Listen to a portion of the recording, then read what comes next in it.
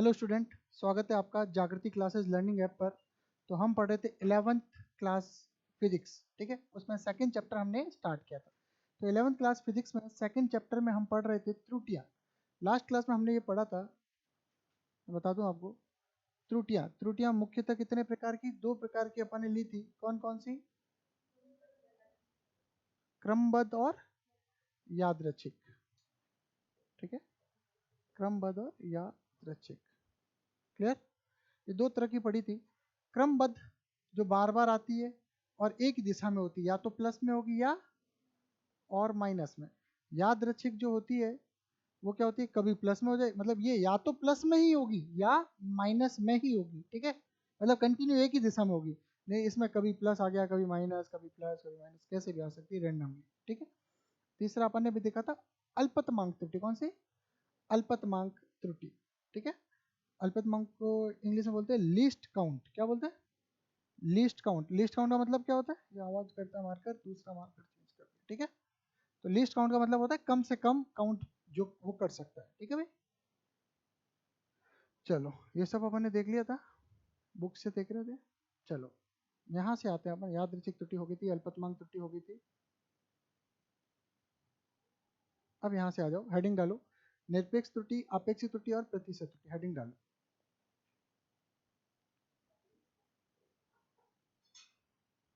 या ऐसा करो, ऐसे हेडिंग मत डालो, फिर ऐसे लिखो पहले, जैसे मैं लिखा रहा हूँ वैसे लिखना, ठीक है। त्रुटियों के प्रकार अलग से लिखो, ठीक है। फिर मैं आपको समझाने की कोशिश करता हूँ। तीन तरह की त्रुटियां होती है। अच्छा, टेबल बना के लिखेंगे, ठीक है।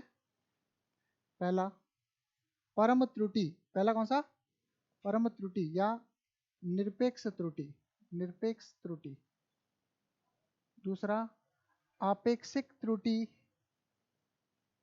या सापेक्ष त्रुटि। तीसरा प्रतिशत त्रुटि। लिखो, हेडिंग डालो, त्रुटियों के प्रकार, और ऐसे टेबल बनाओ। परम त्रुटि, निरपेक्ष त्रुटि, आपेक्षिक त्रुटि या सापेक्ष त्रुटि और प्रतिशत त्रुटि।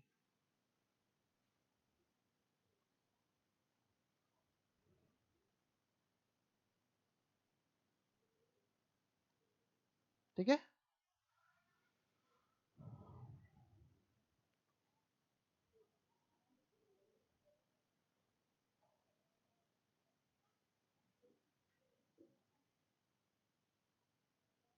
ठीक है। अब इसमें क्या आएगा? परम त्रुटि क्या आएगी, ठीक है। तो परम त्रुटि को अपन सुनना, डेल्टा ए मान के चलो, लिखते हैं डेल्टा ए, ठीक है। ये क्या होगा? ए का वास्तविक मान माइनस मापा गया मान, कुछ भी, ठीक है, क्लियर। या अपन इसको बोल सकते हैं, ठीक है, ए माइनस ए डैश, मतलब कोई भी दो मान है उनका अंतर, ठीक है भाई, क्लियर। ए माइनस ए डैश। ए क्या है? ओरिजिनल वैल्यू है। ए डैश जो अपन ने मापा है वो है। उदाहरण से समझाऊंगा अभी, ठीक है। और ये आ जाएगा आपेक्षिक त्रुटि। क्या हो जाएगी? डेल्टा ए बटा ए, ये हो जाएगी कौन सी त्रुटि? आपेक्षिक त्रुटि, क्लियर। और रिलेटिव त्रुटि क्या हो जाएगी? डेल्टा ए बटा ए इंटू 100, क्लियर। अब आप इसके साथ यहाँ क्या कर सकते हो? डेल्टा ए जब लिखना है तो आप इसको ए मीन भी कर सकते हो, ठीक है। मीन वैल्यू, मीन मतलब औसत मान, ठीक है, या मेन वैल्यू, मुख्य मान। मीन वैल्यू, मेन वैल्यू दोनों एक ही बात है यहाँ पे, ठीक है। ए मीन माइनस ए डैश, क्लियर। जो भी आपने मापा है दोनों का अनुपात कर दिया किसका? डेल्टा ए बटा ए मीन का, ठीक है। और ये ए है, क्लियर। इतना लिखो पहले, तीनों के तीनों सूत्र हो गए।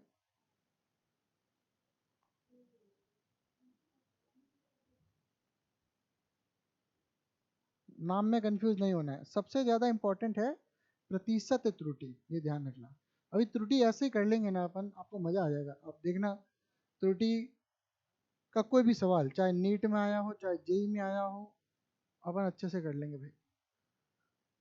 99% तो एक्यूरेसी एटलीस्ट आ ही जाएगी, ठीक है।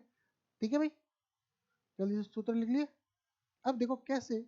अब इसे जैसे एक एग्जांपल लिया है वैसे इससे चले तो चल सकते हैं। इसको हटा रहा हूँ मैं। अब मैं ये किताब में जो लिखा हुआ है उसी से अपन चलते हैं। क्या कहा इसने, सुनिएगा ध्यान से। निर पहला, माना कि किसी राशि के कई मापनों, देखो अपन माध्य क्या होता है, बहुत सारे मान लेते हैं उनका औसत करते हैं। कल बताया था कि मान के चलो आपके सब में 90 से ऊपर नंबर है, एक सब्जेक्ट में 80 से कम है, तो औसत क्या होगा, लगभग 90 के आसपास आ जाएगा, इसीलिए औसत लेते हैं। तो अपन ये सोचते हैं कि अगर अपन किसी चीज़ की एक ही रीडिंग लेंगे तो हो सकता है वो गलत हो, तो अपन क्या करेंगे, उसके 5-6 रीडिंग लेंगे, किसी एक आदि में गलती हो गई होगी तो औसत लेंगे तो बराबर हो जाएगा वो। ठीक है, तो देखो, माना कि किसी राशि के कई मापनों a1 a2 an, प्रायोगिक परिस्थितियों में इस राशि का सर्वाधिक संभव मान इन सभी मानों के समांतर माध्य माना जा सकता है। ठीक है, ये इसने क्या किया, बट्टा n कर दिया, बट्टा n कर दिया, माध्य मान am। ठीक है भाई, और ए मैन ये सब ये इसने ऐसे लिखा है, ये आप समझते हो, हट गया था साइन। ठीक है, आई बराबर 1 से कहाँ तक है, n तक है, उससे कोई मतलब है नहीं, ये भले छोड़ दो। ठीक है, आपको पता ही क्या है, क्लियर, आपने किया ना बारंबारता बंटन वंटन वही। ठीक है, कोई ऐसा पहले स्पष्ट किया जा चुका है कि यह मानना युक्ति संगत है कि किसी राशि की व्यक्तिगत माप उस राशि के वास्तविक मान से उतनी अधिक आंकलित हो सकती है जितनी उसे अवांकलित होने की संभावना होती है। राशि के वास्तविक और व्यष्टिगत माप के बीच के अंतर के परिमाण को मापन की निरपेक्ष त्रुटि कहते हैं। बात है समझ में? तो अपन क्या करेंगे, अपन हेडिंग डालेंगे, एक एक टर्म्स को लिखेंगे। लिखो, पहले लिखो माध्यमान, हेडिंग डालो अलग से, माध्यमान।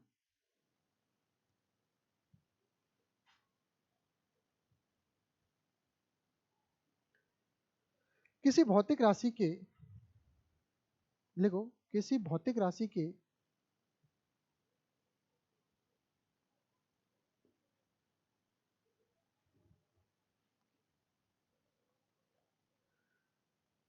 कई मान a1, a2 dash dash dash an ज्ञात कर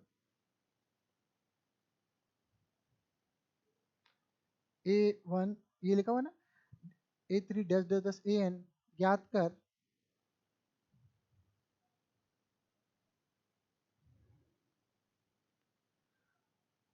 लिए गए प्रेक्षणों से भाग देने पर, ज्ञात कर, एक मिनट ना, ज्ञात कर,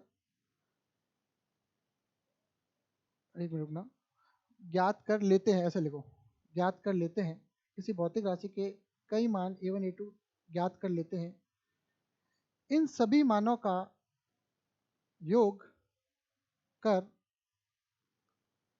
इन सभी मानों का योग कर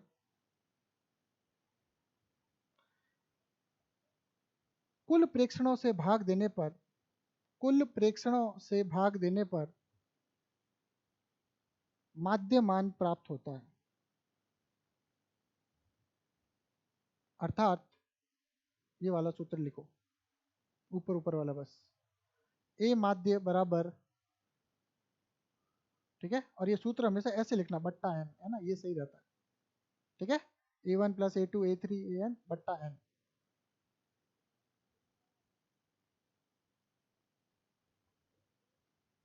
क्लियर? ठीक है, माध्यमान आ गया भाई, परिभाषा आ गई। अब अगला लिखो, परम त्रुटि, दूसरा लिखो परम त्रुटि स्लैश निरपेक्ष त्रुटि।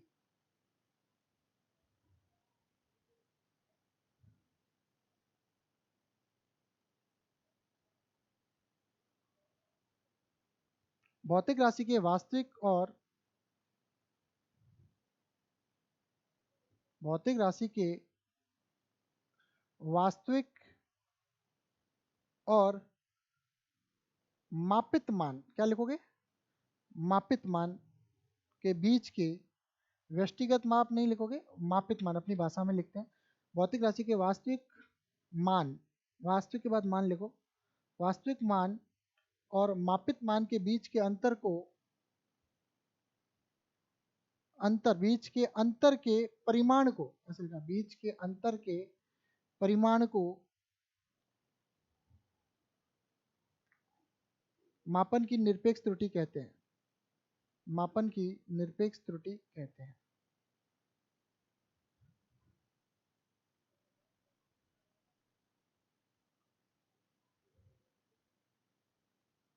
इसे डेल्टा ए या मॉड ऑफ डेल्टा ए, इसे डेल्टा ए या मॉड ऑफ डेल्टा ए से प्रदर्शित करते हैं। डेल्टा ए या मॉड ऑफ डेल्टा ए से प्रदर्शित करते हैं।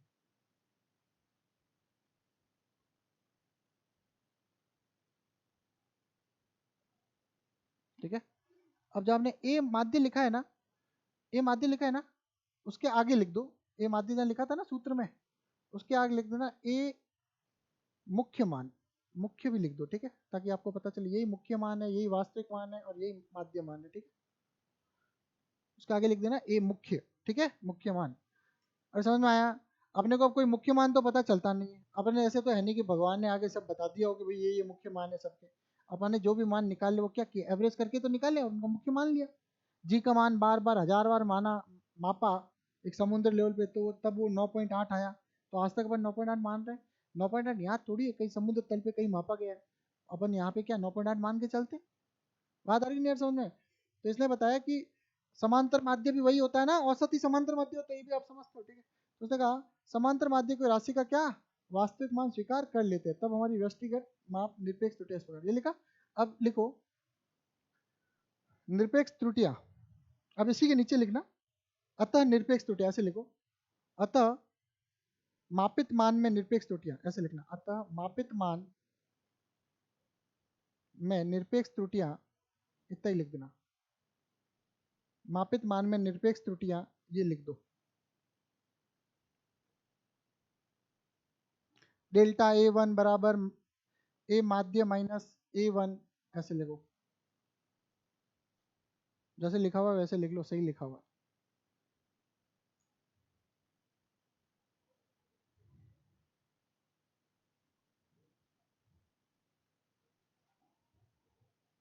ठीक है, ये लिख के इतना डॉट करने की जरूरत नहीं है, ऐसे डॉट करके और ये लिख दो बस। इसका क्या मतलब हुआ? देखो इसने कहा भी ए में त्रुटि निकालते, देखो परम त्रुटियां, सुनना, परम त्रुटियां सब में अलग अलग होती है। तो मैंने कहा भाई देखो मेरा मान के चलो जी का मान से शुरू करते। ठीक है, जी का मान आया 9.5, 9.6 या ज़्यादा चला जाएगा, दो तीन ही उदाहरण लो ना, एक लिखता हूँ 9.6, 9.8 और 10, तीन ही लेता हूँ चलो शॉर्ट में। ठीक है, तीन लिया। अब इसका औसत करेंगे, कितना आएगा? 9.8 आएगा। मेरे लिए मुख्य मान 9.8 हो गया। तो मैंने कहा भाई A1 पहले वाले में त्रुटि कितनी है, तो मैंने कहा A1। ठीक है, तो मैं इसको कहूँगा 9.8 से तुलना करूँगा, 9.8 माइनस 9.6 कितना आएगा? 0.2। साथ के साथ उदाहरण बता रहा हूँ ताकि समझ में आए। 2 कितना आएगा? 9.8 माइनस 9.8 बराबर 0। तीसरा डेल्टा A3 कितना आएगा? 9.8 माइनस 10 और माइनस का 0.2। अरे चीज़ समझ में आ रही कि नहीं आ रही? क्लियर? ये करना है, समझ में आया? अरे सब में अलग अलग त्रुटियां निकाल दी ना, क्लियर? फिर इसने क्या कहा, ये जो अपन लेते हैं ये मॉड में मतलब पॉजिटिव ही लेते हैं, लिखे भले पॉजिटिव। तो अभी तो अपन एक बार लिख ली, लेकिन जब इसको आगे अपन कहीं भी लेंगे तो अपन क्या लेंगे? पॉजिटिव। एक लाइन में बता दूं शुरू करने से पहले, मैंने बताया त्रुटियां 30% इंपॉर्टेंट है, बताया था पहली क्लास में, 50% बीमा इंपॉर्टेंट है। तो एक लाइन आज याद करना और जिंदगी भर याद रहनी चाहिए कि त्रुटियां सदैव जुड़ती है। क्या बोल रहा हूँ मैं? ठीक है, त्रुटियां कभी घटेगी नहीं, ना कभी गुणा होगी, ना कभी भाग होगी। त्रुटियां सदैव ऐड ही होती है, भले कैसी भी त्रुटियां हो। दिमाग में बैठी बैठी बात। देखो गलती, त्रुटि मतलब क्या है? गलती। बात है समझ में? तो गलतियां जो है हमेशा जुड़ेगी। ऐसा नहीं है कि एक बार गलती कर दी, दूसरी बार उसकी उल्टी गलती कर ली तो ओवरऑल जीरो गलती होगी, ऐसा कभी नहीं होगा। बात आ रही कि नहीं समझ में? त्रुटियां क्या होगी? सदैव जुड़ेगी, ये आप ध्यान रखना। ठीक है, तो ये अपन समझ में आया। उदाहरण साइड में मैंने उदाहरण भी समझा दिया, यहाँ तक कोई दिक्कत नहीं है। अब अपन ने जैसे ए का माध्य निकाला था, भाई ये तो इसकी त्रुटि आ गई, इसकी त्रुटि आ गई, इसकी त्रुटि आ गई, सबकी अलग अलग आ गई, लेकिन इन सब में एक त्रुटि चाहिए, तो मैं क्या करूंगा? इन सब का औसत करके बट्टा भाग दे दूंगा इनसे। अरे बात आ रही समझ में? तो एक पर्टिकुलर एक उसको क्या बोलूंगा मैं? औसत परम त्रुटि क्या बोलूंगा, या माध्य परम त्रुटि। समझ में आ रही बात? बहुत सारी त्रुटियां होगी ना, सबकी अलग अलग होती है, निरपेक्ष त्रुटियां बहुत सारी होती है, उन सबका औसत निकालना। ठीक है, तो अगला अपन अपने को करना है जो अब मैं बताता हूँ, बहुत बढ़िया काम की चीज़ है। ठीक है, ये आ गया। ठीक है, अब देखो पढ़ते हैं। ऊपर पढ़ेगी डेल्टा ए का मान कुछ प्रकरणों के लिए धनात्मक हो सकता है जबकि कुछ प्रकरणों के लिए, लिखो डेल्टा ए का मान कुछ स्थितियों में धनात्मक तथा कुछ स्थितियों में ऋणात्मक हो सकता है।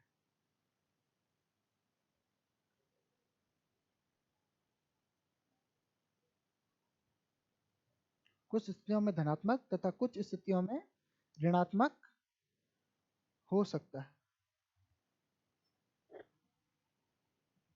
परंतु परंतु निरपेक्ष त्रुटि परंतु निरपेक्ष त्रुटि, ये लिखना, मॉड ऑफ डेल्टा ए सदैव ही धनात्मक होगी। निरपेक्ष त्रुटि मॉड ऑफ डेल्टा ए सदैव, लिखा हुआ है, मॉड ऑफ डेल्टा ए सदैव ही धनात्मक होगी। मॉड ऑफ डेल्टा ए सदैव ही धनात्मक। समझ में आया? तो उसने कहा डेल्टा ए का मान तो पॉजिटिव भी आ सकता है, नेगेटिव भी आ सकता है। क्लियर? लेकिन आपको लेना क्या है हमेशा? पॉजिटिव। मॉड ऑफ भौतिक, अब देखो क्या अगला, दो हो गए। तीसरा तीसरा देखो क्या है, भौतिक राशियों की निरपेक्ष त्रुटियों के परिमाणों के समांतर माध्य को भौतिक राशि ए के मान की अंतिम तथा माध्य निरपेक्ष त्रुटि कहा जाता है। निरूपित करते हैं, लिखो तीसरा, माध्य निरपेक्ष त्रुटि। दो लिखे, तीसरा लिखो माध्य निरपेक्ष त्रुटि या माध्य परम त्रुटि।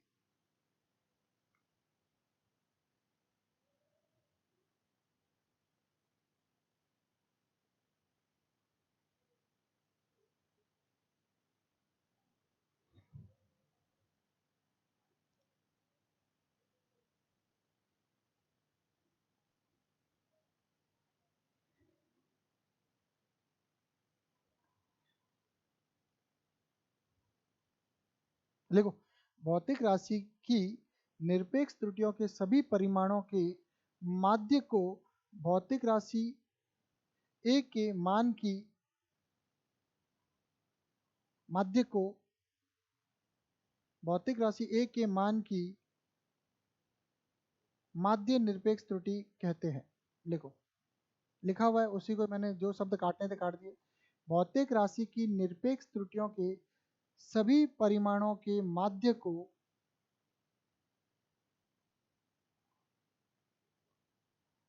भौतिक राशि ए के मान की माध्य त्रुटि, माध्य निरपेक्ष त्रुटि कहते हैं। इसे डेल्टा ए से, डेल्टा ए माध्य से निरूपित करते हैं। यहां तक लिख दो भाई। अतः, और ये भी लिख सकते हो, ये भी लिख दो, ठीक है, यहां तक लिखो, सही है पूरा, कोई दिक्कत नहीं। तीसरा पॉइंट हो गया।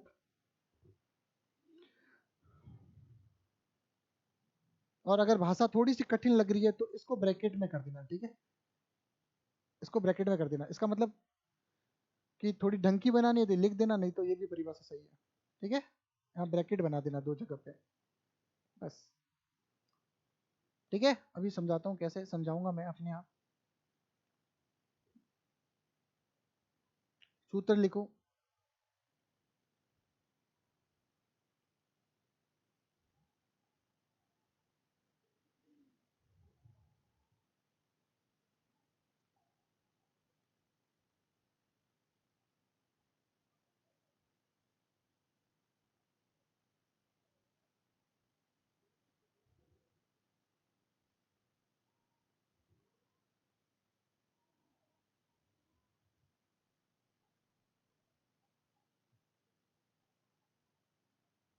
ठीक है।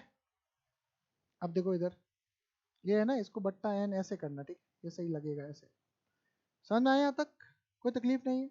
अब देखो क्या है परिभाषा, देखो वापस, भौतिक राशि की निरपेक्ष त्रुटियों के सभी परिमाणों के माध्य को माध्य निरपेक्ष त्रुटि कहते हैं। ये भी सही है, थोड़ी बढ़िया बना दी तो भौतिक राशि ए के मान की माध्य त्रुटि कहते हैं, ये भी सही है। तो ये परिभाषा भी सही है, जैसा आपको ठीक लगे आप बना सकते हो, ठीक है, ये हटा रहा हूं मैं। अब क्या है, यदि हम कोई एकल माप लें तो हमें इसका मान, ये शानदार चीज लिखो, इसी के नीचे लिखो, नोट करके लिखना, नोट, इसके आगे नोट लिखना, बहुत बढ़िया नोट है भाई, नोट। और नोट कितने का है भाई? 5,000 रुपए का, ठीक है। मोदी जी अब छापेंगे भाई, ठीक है, अगला टारगेट यही रहेगा। एक काम की चीज़ें भाई नोट करो भाई, यदि हम कोई एक माप लें, ऐसे लिखना है, यदि हम कोई एक माप लें तो इसका मान परिसर में प्राप्त होगा, ऐसे लिखना है। तो इसका मान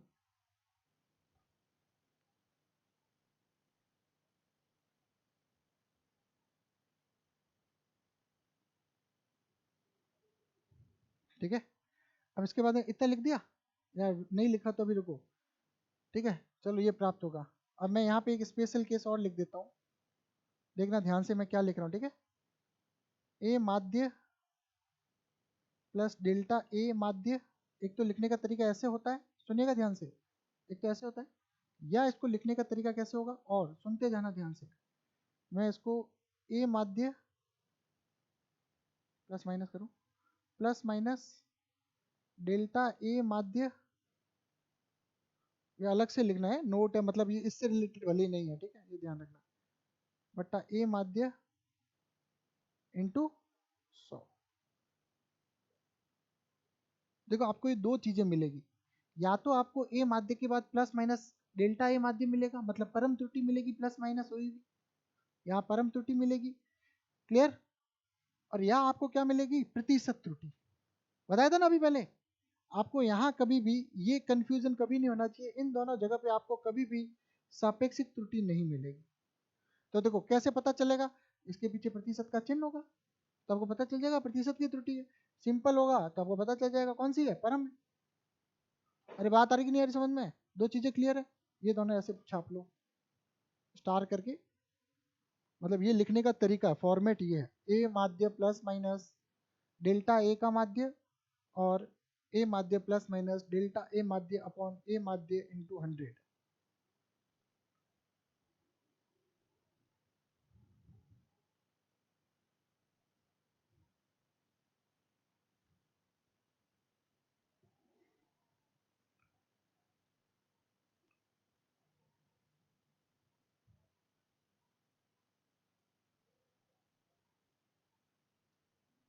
ठीक है,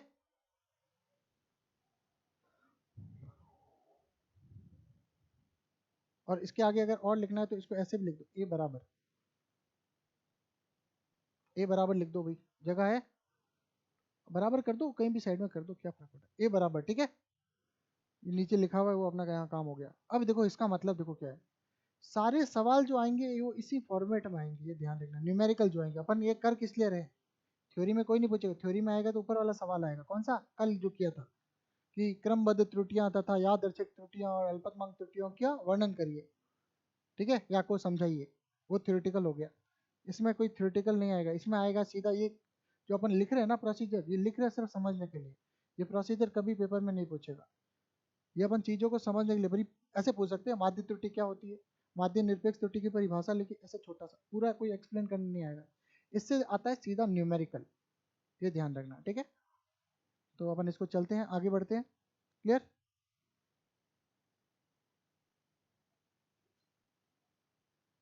ठीक है, उसके बाद आप यहाँ से ये लिखिए, ये भी लिखिए, इसका मतलब क्या है, चलो इधर देखिए, इसका मतलब क्या है, देखिए इसका मतलब है कि अगर ये 9.8 है और अपना वो कितना आया था, पॉइंट दो आया था, तो मैं इधर लिख दूँ, अपना एक बार आया था 0.2 और माइनस का 0.2, पर वो पॉजिटिव आएगा, और बटा कितना, 2, 3 3 थे ना, 3, तो कितना हो जाएगा, 0.2/3। अरे क्लियर है, ये अपनी त्रुटि इतनी तो आएगी, अरे 0.2 था, 0.2 था, और तीसरा क्या था, 0/3, तो ये अपना क्या आ गया, ए डेल्टा ए का माध्य इतना ही तो आया, अरे 4 हो जाएगा ना, हाँ हाँ, ठीक है, 0.4/3, क्लियर। अब अपन इसको क्या करेंगे, यहाँ रख देंगे, तो प्लस माइनस 0.4/3 यहाँ रख देंगे, जो भी आएगा सॉल्व कर लेंगे, उस हिसाब से अपन कर लेंगे, क्लियर। तो ये तरीका है। उसने कहा मतलब इस 9.8 में या तो ये जुड़ेगा और या ये घटेगा, तो इसकी रेंज क्या होगी, रेंज देखो 9.8, इसको सॉल्व करेंगे तो कितना आएगा, अगर अपन करें तो 1.4 कितना आएगा 33 है, और फिर पॉइंट है तो 0.133 है ना, इतना ही आएगा। 4/3 को करेंगे तो कितना आएगा 1.33, एक पॉइंट ऑलरेडी है तो पॉइंट आगे शिफ्ट हो जाएगा तो 0.133, ठीक है। तो 0.133 ये जो मान है इसमें क्या होगा, या तो ऐड होगा 0.133 और 0.133 या क्या होगा माइनस होगा, ठीक है। ये इस रेंज के अंदर रहेगा, ऐसा नहीं है कि ये अधिकतम ये हो सकता है, न्यूनतम ये हो सकता है, बीच में कुछ भी हो सकता है, इसका मतलब ये है। अरे बात आ रही समझ में। प्लस माइनस का मतलब क्या है कि आप कहते हो ना भाई यार लगभग मेरे यार 85 से 95% आएंगे, ठीक है, तो आप क्या हो गया 90 प्लस माइनस 5%। अरे बात आ रही कि नहीं यार समझना, 90% प्लस माइनस 5% वाली बात, ठीक है। बैठी कि नहीं बैठी दिमाग में, बहुत धीरे से दिमाग में घुसा रहा हूँ क्योंकि इससे 30% इंपॉर्टेंट भाग है ये, ध्यान रखना, ठीक है। और बहुत काम की चीज़ है, इस चैप्टर में मैंने बताया जितने जो पढ़ा ठीक है। मैंने पहले आपको बता दिया बीमा 50%, त्रुटि 30%, सार्थक अंक 10%, बाकी जितनी भी कहानी है वो सब 10%। क्लियर, ये ध्यान रखना। तो अभी जो अपन ने पढ़ा इंपॉर्टेंट भाग अभी शुरू हुआ है, ध्यान रखना। अभी तो मैंने ऐसे थ्योरेटिकल पढ़ा है चीज़ें। इसका अर्थ यह हुआ, ये लिखा, ये लिखो, फिर उसका लिखो, इसका अर्थ यह हुआ कि भौतिक राशि की किसी माप ए का मान या तो ये या ये के बीच होने की संभावना है। ये लिखो, पॉइंट बढ़िया है, लिखो। कहाँ से कहाँ तक, यहाँ तक तो लिख ही चुके हैं, यहाँ से यहाँ तक, ठीक है। ये दिखेगा नहीं आपको, यहाँ तक ये वाला, ये पैराग्राफ लिखो, जल्दी से लिखो भाई।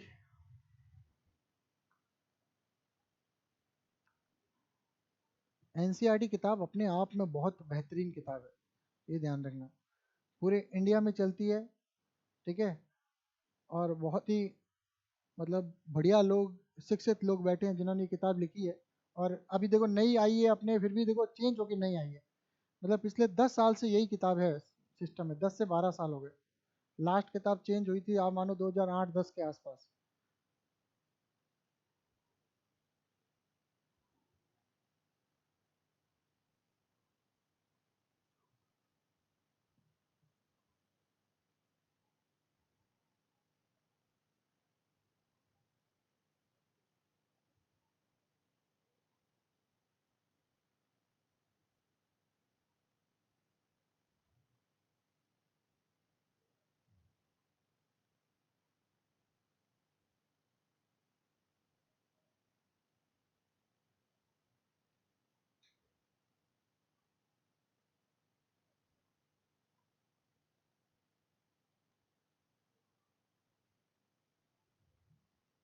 लिखो, अगला लिखो, अब तो परिभाषाएं बची है। नेक्स्ट तो 3 पॉइंट लिखे अपन ने, कितने लिखे थे 3। चौथा लिखो, अपेक्षिक या सापेक्ष त्रुटि। लिखो भाई जल्दी जल्दी लिखो, अपेक्षिक त्रुटि स्लैश सापेक्ष त्रुटि।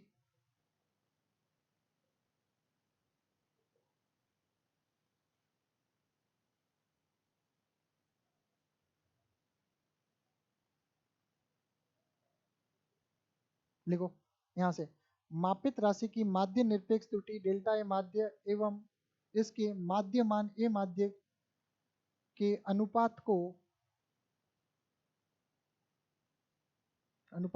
क्या कहते हैं, आपेक्षिक त्रुटि कहते हैं, सापेक्ष त्रुटि। लिखो जल्दी जल्दी लिखो परिभाषा, और कुछ नहीं लिखना, जहां से मैंने बॉक्स बनाया वो लिखो। मापित राशि की माध्य निरपेक्ष त्रुटि डेल्टा ए माध्य एवं इसके माध्य मान ए माध्य के अनुपात। बार बार माध्य माध्य नहीं लिखना हो ना तो ए एम लिख दिया करो, साइड में एम लिख दो, वही बात है। माध्य माध्य इतना बड़ा नहीं लिखना हो जाता ना तो एम लिख दो बोले, कोई दिक्कत नहीं है।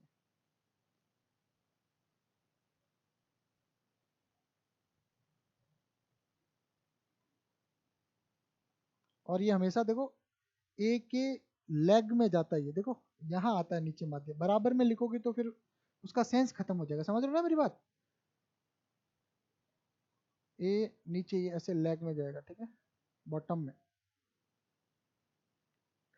मापित राशि की माध्य निरपेक्ष त्रुटि डेल्टा ए माध्य तथा इसके माध्य मान ए माध्य के अनुपात को आपेक्षिक त्रुटि कहते हैं।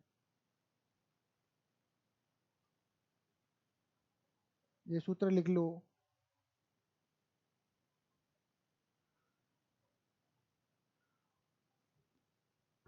चौथा पॉइंट डालो, ये पांचवा प्रतिशत त्रुटि, पांचवा पॉइंट डालो प्रतिशत त्रुटि,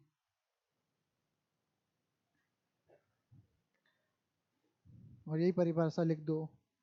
जब अपेक्षित त्रुटि को प्रतिशत में व्यक्त किया जाता है तो उसे प्रतिशत त्रुटि कहा जाता है। ठीक है,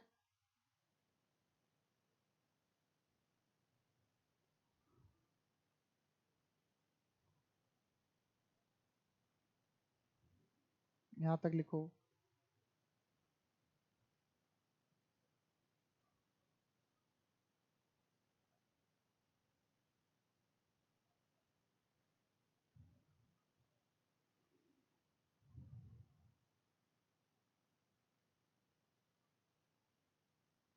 लिख लिया प्रतिशत त्रुटि, पांचवा हेडिंग प्रतिशत त्रुटि, उसकी परिभाषा ये रही। प्रतिशत त्रुटि की परिभाषा ये रही भाई, प्रतिशत त्रुटि। जब अपेक्षित त्रुटि को प्रतिशत में व्यक्त करते हैं तो इसे प्रतिशत त्रुटि कहते हैं। प्रतिशत त्रुटि बराबर, ये सूत्र लिख देना 100%, बस यहाँ तक। प्रतिशत त्रुटि बराबर डेल्टा ए माध्य बट्टा ए माध्य इंटू 100% लिख देना पीछे, बस खत्म। ऐसे एक दो क्वेश्चन, क्या दिक्कत हो गया, हटाए। ठीक है, अब देखो ये सारी कहानी जो मैंने शॉर्ट में आपको एक चार्ट में बताई थी, कहानी वही थी पूरी की पूरी। देखो मैंने शुरू में एक चार्ट बनवाया था आपसे, सीधा वही सिंपल सिंपल वही लिखा हुआ है। ठीक है, क्लियर। बस ये कि परिभाषाएं कभी कभी पूछ लेते हैं तो गड़बड़ हो जाती है। अब देखो क्या है, एक उदाहरण है, आज यही पढ़ेंगे अपन। ठीक है, क्या है, राष्ट्रीय प्रयोगशाला में स्थित एक मानक घड़ी से तुलना करके दो घड़ियों की जांच की जा रही है। क्या लिखा हुआ है, राष्ट्रीय प्रयोगशाला में स्थित एक मानक घड़ी से तुलना करके दो घड़ियों की जांच की जा रही है। मानक घड़ी जब दोपहर के इतने बजे का समय दर्शाती है तो इन दो घड़ियों के पाठ्यांक इस प्रकार है। ये दो घड़ी है, घड़ी नंबर 1, घड़ी नंबर 2। ठीक है, यदि आप कोई ऐसा प्रयोग कर रहे हो जिसके लिए आपको परिशुद्ध समय अंतराल मापन की आवश्यकता है तो इनमें से आप किस घड़ी को वरीयता देंगे। तो आप बताओ इन दोनों में से आपको क्या चाहिए, वर्ड देखना, परिशुद्ध। क्या चाहिए, परिशुद्ध। तो परिशुद्ध मान कौन दे रहा है, आप खुद पढ़ो, खुद बताओ।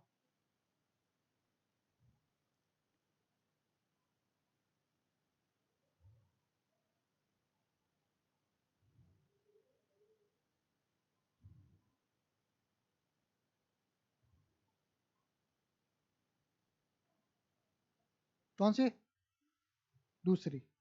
देखो अब देखो क्या है, 7 दिन की घड़ी एक के प्रेक्षणों में अंतर का परीक्षण कितना है, एक में 7 दिन में कितना है, 160 162, यहाँ लिख देता हूँ 162 सेकेंड, घड़ी एक में कितना है 162। अब कम से कम देखो, कम से कम कितना है भाई, यही है सबसे कम। ठीक है, और सबसे ज्यादा कहाँ है भाई बताओ। नहीं ये कम, ये कम नहीं है, कम ये 11 आ गया ना, 1150, ये सबसे कम ये है, यही है ना, 11 दो ही है और 11 में सबसे कम यही है, चेक किया अपन ने। और 12 में सबसे ज्यादा कौन सा है, 12 01 01 01 15, ये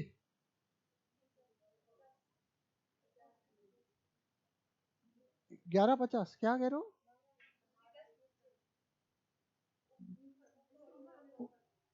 हाँ ये है ना 50, हाँ ये हो गया ना। ठीक है, इसको छोड़ो, ये दो। अब इन दोनों का अंतर करो तो आपको सीधा सीधा कितना मिल रहा है, 1159। ठीक है, 1159 के बाद ये कितना होगा, 11:59:08। तो इसमें कितने ऐड करेंगे तो आपके पूरे 12 बच जाएंगे, पहले ये बताओ। एक, नहीं नहीं आप तो ऐसे ऐसे मत करो, देखो 60 का रोटेशन होता है, तो आप कितने जोड़ोगे, 52, 52 जोड़ते कितना हो गया आपका, 12 बज गए। क्लियर। अब यहाँ पे आप आ जाओ, 1 मिनट। ठीक है, 1 मिनट मतलब 60, अरे फिर कितने 50, इन सबको जोड़ेंगे। अरे आया कि नहीं आया समझ में। सबसे ज़्यादा जो समय था, सबसे कम जो समय था, उसके बीच का अंतर कितना गैप आ रहा है। ठीक है, अब जोड़ो इसको, कितना आएगा, 162 आएगा। अरे आएगा कि नहीं आएगा, ऐसे आ गया 162। अब इसी तरह इसी घड़ी में आ गया, चलो उसको हटाते हैं, 162 आ गया भाई अपना। ठीक है, अब इसी तरह से अगर देखें इस घड़ी में देखें तो देखो पहले ये देखें 14 और 14 14 की दो ही है ना। ठीक है, और कितना है 59 और 53, तो इसमें तो कम लेंगे, और इसमें तो कम लेंगे ना, कम वाले में कम समय लेंगे, तो इसमें 53 अपन ने चूज कर लिया। अब आ जाओ 15, 15 में क्या हुआ, 15 24, 15 24 आ रहा है पक्का? हाँ ठीक है, ये 15 24। अब इसमें हिसाब लगाओ कितना आ रहा है, अंतर बताओ दोनों का।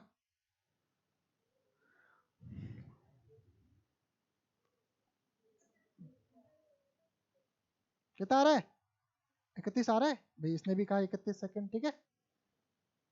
अरे आ रहा है कि नहीं आ रहा परिसर, 31 सेकंड के अंदर है, ठीक है। घड़ी एक द्वारा लिए गए समय के पाठ्यांक घड़ी दो द्वारा लिए गए समय के पाठ्यांकों की तुलना में मानक समय के अधिक निकट है। देखो इधर तीना, अपना समय क्या है, मैंने कल आपको बताया था। अब आ जाओ, ये सब भूल जाओ, अब भूल जाओ। अब अपनी कहानी जो कल अपन ने पढ़ी थी पिछली क्लास में, मैंने आपको ये जो दिख रहा है आपको, इसमें मैंने आपको बताया था कि ये जो मुख्य मान के आसपास है, भले ही थोड़े दूर दूर है, तो ये क्या होंगे, यथार्थ। और ये भले कहीं और हो, पर एक ही जगह पे अपन डाल रहे हैं, बार बार जा रहे हैं, तो ये क्या है, परिशुद्ध। अरे बताया था नहीं, उसने पूछा परिशुद्ध, तो मुख्य मान के आसपास होना कोई जरूरी, तो परिशुद्ध कौन सी हुई? अरे बताओ, इसमें 162 की रेंज है, क्लियर, लेकिन ये है किसके, मुख्य मान के करीब, ठीक है। लेकिन इस ये मुख्य मान के करीब नहीं है, लेकिन इसके अंदर डिफरेंस कितना आ रहा है, ज्यादा से ज्यादा 31 सेकंड का उतार चढ़ाव आ रहा है। अरे बात आ रही कि नहीं आ रही समझ में? तो ये जो वाली घड़ी होगी परिशुद्ध, क्या हो गई, और ये वाली घड़ी क्या हो गई, यथार्थ। अगर यथार्थ पूछा नहीं है, अगर यथार्थ पूछते तो ये वाली घड़ी हो जाती। अरे ठीक है कि नहीं है, समझ में आया, बैठा दिमाग में, क्लियर। मुख्य मान बता दिया उसने, मुख्य मान के आसपास हो, वो तो होता है यथार्थ, चाहे उसमें अलग अलग अंतर है। परिशुद्ध क्या होता है कि मुख्य मान से तो दूर हो, लेकिन बार बार वही मान है। अरे बात आ रही कि नहीं यार समझ में, क्लियर, तो वो हो गया यथार्थ, परिशुद्ध। जैसे मान के चलो कोई, फॉर एग्जाम्पल अगर देखो क्रिकेट में, देखो छक्का लगाना उसकी वैल्यू होती है, मान के जो कोई बार बार चौका ही लगा रहा है, क्लियर, और एक ही साइड में लगा रहा है, तो उसके लिए वो चौके के लिए क्या हो गया, परिशुद्ध हो गया। भाई स्टैंडर्ड तो नहीं है, स्टैंडर्ड तो मान लो छक्का है, क्लियर, लेकिन वो चौका उसके लिए परिशुद्ध है। बात है वही चीज है, ज्यादा दिमाग नहीं लगाना है इसमें। तो किसको दी जाएगी वरीयता, दो को वरीयता दी जाएगी। समझ आया, किताब का लाइन टू लाइन समझ में आना चाहिए। अगला सवाल ये समझाता हूँ, इसका तो कोई मतलब है नहीं, करना नहीं है, ठीक है। किताब के उदाहरण किताब रखो अपने पास, उससे पढ़ो समझो। गड़बड़ कर दिया कुछ मैंने, हाँ ठीक है। अब देखो हम एक सरल लोला के, देखो बहुत बढ़िया सवाल है, ये घर से करके लाना है, मैं सिर्फ इसको आपको कैलकुलेट समझाऊंगा, आसान है, बारंबारता बंटन वंटन किया हुआ है ना, वैसे कुछ है। मान लो हम एक सरल लोलक का दोलन काल ज्ञात करते हैं। प्रयोग के क्रमिक मापनों के लिए किए गए पाठ्यांक है, 1 मान, 2 मान, 3 मान, 4 मान, 5 मान। कॉपी में जैसे मैं कर रहा हूँ ना, देखो ध्यान से सुनना, जब आप टेस्ट पेपर आता है, एग्जाम का पेपर आता है, आप तब भी ऐसे करो। एक सरल लोलक है भाई, दोलन काल ज्ञात करते, प्रयोग में क्रमिक मापन के लिए ये गोले कर दिए, ठीक है। क्या क्या ज्ञात करना है, निरपेक्ष, सापेक्ष, प्रतिशत, और समझ में आया। तो ये पेपर पे आप ऐसे गोले गोले कर सकते हो, उससे क्या है, कोई डेटा छूटता नहीं है।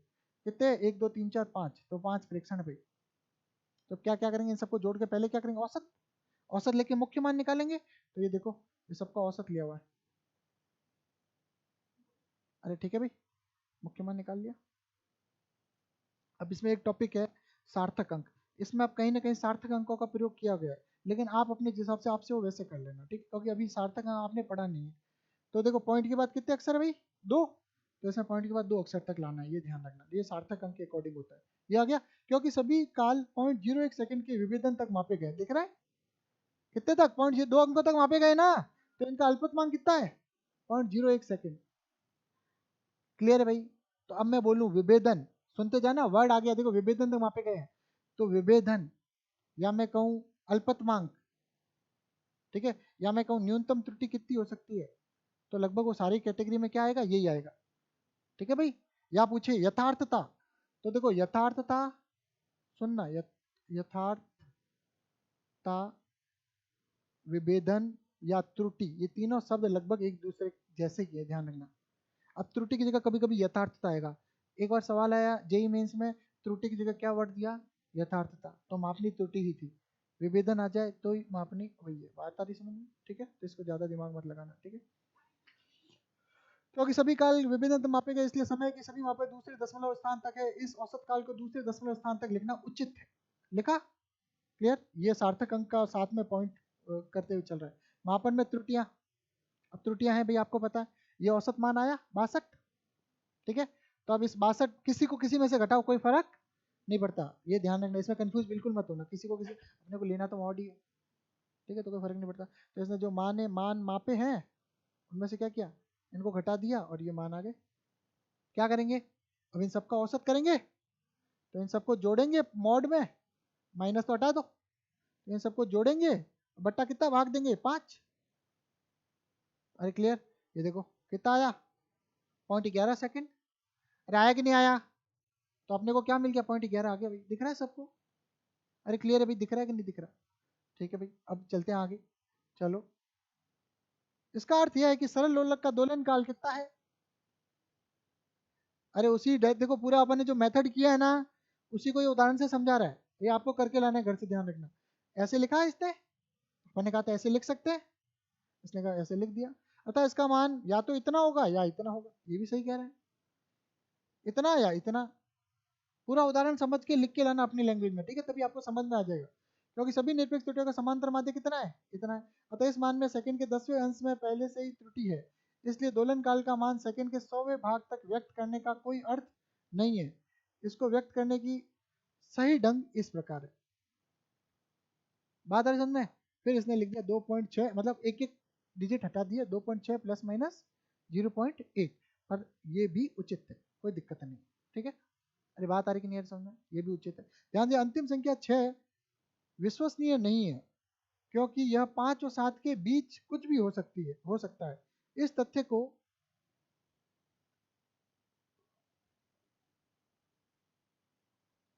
अब तथ्य को कहाँ गया भाई,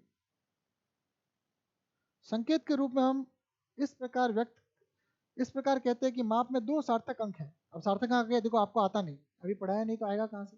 मान लो जैसे आपसे हो वैसे कर लेना, ठीक है। इस प्रकार में 2 सार्थक अंक 2 तथा 6 है, इनमें से 2 विश्वसनीय है और 6 में त्रुटि संबंध है। अनुभाग 2.7 में आप सार्थक अंकों के बारे में खुद ही कह रहे हैं कि वहां पढ़ोगे, ठीक है, तो अभी तक अपने पढ़ा नहीं है, तो आपका जितना आंसर है उतना ठीक है। अब जितना आ गया उतना ठीक है। उसके बाद ये ध्यान से देखो, ये भी कर सकते हो आप, कितना 0.11 2.63 दो आया था, दो आया था ना, हाँ, इंटू 100, इससे भी कर लोगे तो भी लगभग आंसर आ जाएगा 4%। अरे क्लियर है कि नहीं है, निकाल लोगे, ये आपका होमवर्क है। आज अपन ने क्या पढ़ी, निरपेक्ष, सापेक्ष और प्रतिशत त्रुटि, उसका प्रोसीजर। अब अपने इस पे करने बहुत सारी न्यूमेरिकल, आगे इसका संयोजन पढ़ेंगे, एक क्लास लगेगी संयोजन में, संयोजन के बाद इसके न्यूमेरिकल है, बहुत सारे न्यूमेरिकल है, क्लियर, उस पर करेंगे अपन प्रैक्टिस, ठीक है। धन्यवाद, आज की क्लास यहीं समाप्त करेंगे।